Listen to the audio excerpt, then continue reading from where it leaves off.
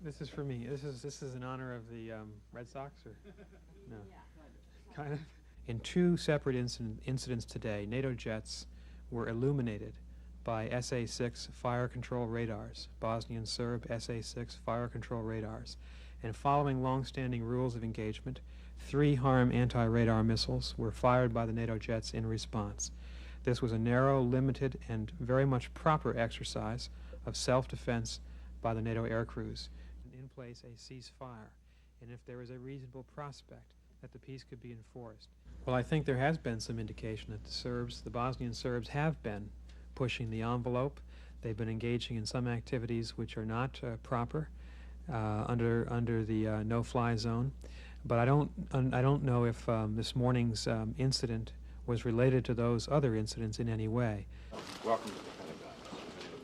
Very good to have you here. Position over the size of the force.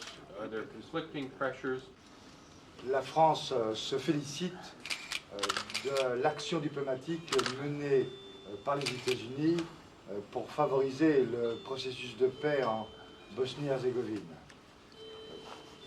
Par contre, la France est persuadée qu'il convient aujourd'hui de trouver les moyens de mettre en œuvre une force multinationale plutôt que d'armer les belligérants et ainsi de favoriser un conflit dont les dimensions d'horreur sont connues de tous.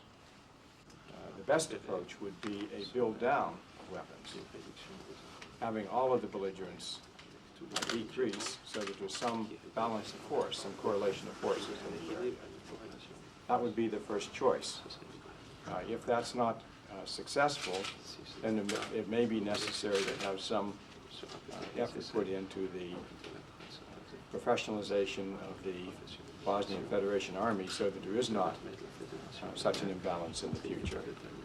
But I want to emphasize that the question is one of stabilization through a correlation of forces, and that the best way of doing that is through a build-down of the excess weapons in the area. We do not want an arms race established in Bosnia. That would be the worst thing that could happen. To have a smaller force for domestic political reasons.